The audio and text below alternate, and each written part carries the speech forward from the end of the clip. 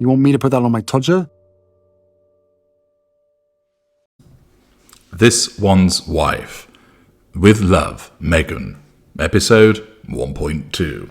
Hello, I'm H.G. Tudor, and we continue wading through the slop that is With Love, Meghan's first episode, for the purposes of explaining to you what's actually going on, because you will have sensibly avoided actually watching it, and also for you to receive my observations about it vis-a-vis generally, and also in relation to her narcissism in operation. Well done for making it this far.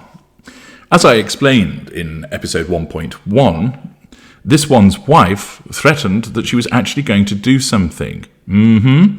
And what it is that she's going to be making? She's going to be cooking something? No, not yet. It's about bath salts. Yes. I just thought old people used those, but it would appear not. And I'm assuming that Mr. Martin, who apparently is going to be the recipient of these bath salts, isn't an old crumbly. Anyway, she explains that we need some Epsom salts or some magnesia flakes, and then we also need arnica. And she explains, there's lots of arnica in my house. That's toddler life. Aha! Our first reference to the fact of as a mum and that as a family. She explains there's lots of bumps and bruises, and arnica oil is great for treating small bruises. Isn't she talented?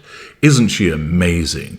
Not only can she cook and arrange flowers, and think of thoughtful gifts to place upon bedside cabinets, and to create things that can lovingly soak people, she's also Florence Nightingale, dispatching medical advice to those who've suffered the bumps and bruises. A little bit of triangulation there, getting the kids in, and a new facade for her as medicinal mom. She next moves on to explain that lavender is required. She tells us, and this is going to surprise many of you because you'd never have realised this, I think it's calming at the end of the night. So, when you go and stay with this one's wife, you end up smelling like your grandma. She explains that next comes some pink Himalayan salt. Apparently, it's a great anti-inflammatory. We then see her putting the salts in a glass jar. And the pink salts go in, then the white salts, and then the pink salts again. Look at this, the complexity of bath salts, multi-layered. And then she explains to us that she likes to leave room at the top for a tea bag in the bath. No, Harry's not getting an early mention about some teabagging taking place, but rather it's so that you don't get all of those bits in your bath when you drain it afterwards. See, she thinks of everything. We're then going to get a first injection of joy. I warn you, this is something that keeps, unfortunately, rearing its ugly head. The joy of hostessing for me is surprising them with moments that let them know I was really thinking of their whole experience from morning to evening. Bullshit! First of all, nobody thinks about their guests from morning to evening. Not even people who run hotels. They're thinking about, I've got to ensure that we get some limes in, we've run out in the bar, and did I leave the iron on at home? And, I've forgotten that Liverpool are playing tonight. I'll not be able to watch that because I'm working here. You're not thinking about your guests all of the time. But this one's wife, of course, wants to portray herself as someone who thinks about other people, when we all know that the only person that she really thinks about is herself. This is huge facade management, that she's medicinal mum and caring hostess. That when you go to stay with her, your every need is attended to by her staff, because she's not going to do it. This show is just an image-making machine to make her look like she's interesting and that she's kind and she looks after her guests. And unfortunately, it's punctuated with the concept of finding wonder in every moment. So not only are we going to be subjected to repeated mentions of joy, but we're also going to be told about lots of moments, once again demonstrating the vacuous and superficial nature of this narcissist. She goes on to explain that she has been friends with Daniel for quite some time, so we're treated to that information. And here it comes, first mention of, yep, you've guessed it, suits. We then get some flashback to pictures of the two of them in 2010. She explains, we far transcended makeup and became friends. The pretension of this woman is astonishing. We far transcended makeup. Look, your makeup artist came along, and basically because you have no genuine friends, you have to try and make friends with people who are there to serve you in some way. Because nobody wants to be friends with you in the natural way. For instance, you don't keep in touch with any of your school friends. You don't keep in touch with your colleagues. Yes, you invited them to your wedding, but they didn't get invited to your wedding reception. They have explained since that they don't have your number. Because, as a narcissist, you shelf people. That's the way that you deal with people. You draw them in, you use them, and then you cast them to one side. And this one's wife doesn't even make friends that other narcissists might do. For instance, I still maintain friendships with people I was at school with and former colleagues and so forth. Yes, they're not genuine friends in the sense of them being your genuine friends, but at least I make friends as a consequence of them not being suppliers to me. But that's the only way that this one's wife can bring people into her world, as some form of friendship, that basically they were paid by her to do something for her.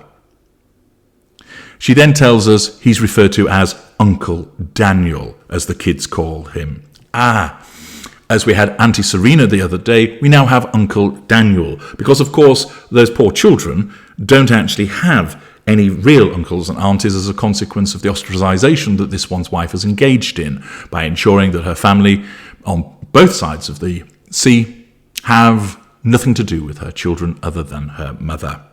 So a complete stranger to them, a slightly odd guy who's a makeup artist, gets called Uncle Daniel.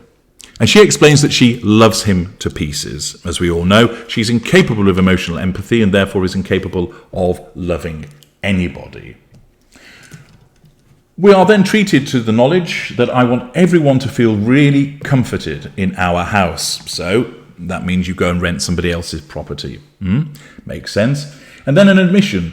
I'm putting these here, referring to the things that she's made.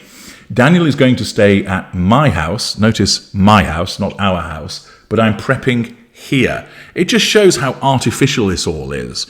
You've got a guest that's coming to stay at your house, but we don't actually see him at your house. You don't do any of the prepping at your house, which would be the most sensible thing to do. So it just creates this entirely artificial atmosphere. Next, we move on to something called bedside blooms. And then she tells us that she's going to be cooking that most complex of foodstuffs later, pasta. She tells us that Daniel has a massive sweet tooth. So I suppose that'll be strange to look at if he's got this massive sweet tooth protruding from his mouth. So she's going to make a cake, and then she's going to melt down some beeswax to make candles, as one does. But first, it's snack preparation. Yes, how delightful. We're going to be treated to shots of various items in jars. Look at that. Produce. How fascinating. She then comes across this major realization. It's astonishing. It's absolutely incredible.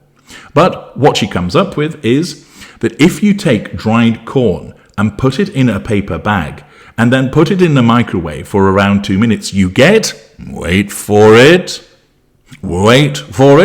da, da, da, popcorn. Amazing. Who'd have thought of that? But she delivers it in a way as she always does when it comes to her, as if she's the only one that's ever made this discovery. Now, it's worth pointing out that in all of what we've seen so far, she doesn't actually look at the camera. That must have been really difficult for her. I dare say that the director must have repeatedly said, "Stop looking at the camera, look at me." The idea is that unlike many people that host shows of this nature who talk to you, the audience, She's ignoring you, and instead what she's doing is she's having a conversation with somebody called Michael, who may be a producer, maybe the director, I'm not sure, I don't really care. And what that means is that she isn't explaining to you how to do things.